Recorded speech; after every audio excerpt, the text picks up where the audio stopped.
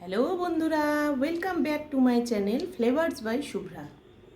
সামনেই আসছে জন্মাষ্টমী, তাই শ্রীকৃষ্ণের খুব পছন্দের একটি খাবার তৈরি করব মালপোয়া। দেখো মালপোয়াটা তৈরি করতে কি কি লাগছে। ময়দা, নারকেল, চিনি, সুজি, দুধ, মৌরি, বাদাম কাঠখোলায় একটু ভেজে নিয়েছি, কাজু, গোলমরিচ, এলাচ।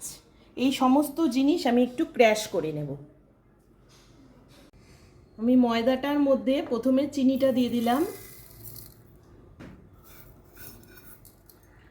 তারপর সুজি দিয়ে দিলাম, নারকেল কোড়াটা দিয়ে দিলাম,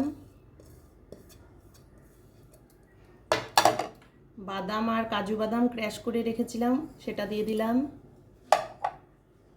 এলাচ গোলমরিচ গুঁড়োটাও দিয়ে দিলাম, মৌরি দিয়ে দিলাম।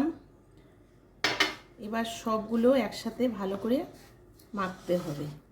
অনেকে দেখা যায় মালপোয়া তৈরি করে শুধু আটা, দুধ আর মৌরি দিয়ে করে দেয়, কিন্তু যত জিনিস দেওয়া যায় মালপোয়া তত টেস্টি হয়। ভালো করে ময়দার সাথে সবটা মিক্সড হয়ে গেলে এবার আমি দুধটা দেব। দুধটা দিয়ে একটু গাঢ় গাঢ় ব্যাটারটা তৈরি করব।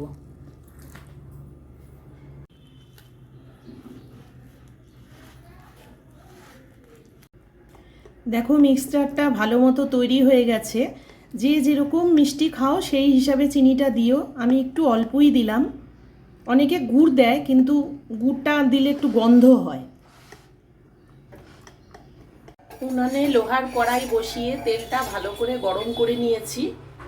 এবারে আমি গরম তেলে এক এক করে ব্যাটারটা ছেড়ে দিচ্ছি।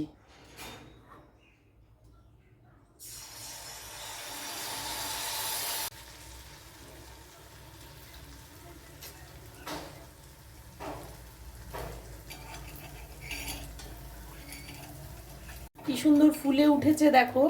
এইভাবে আমি এক এক করে সব মালপোয়াগুলো ভেজে তুলব। তোমাদের যদি আমার এই রেসিপিটা ভালো লেগে থাকে তাহলে আমার চ্যানেলটিকে সাবস্ক্রাইব করো, ভিডিওটাকে লাইক করো, আর যারা ফেসবুক পেজ থেকে দেখছো তারা পেজটিকে ফলো করে দিও।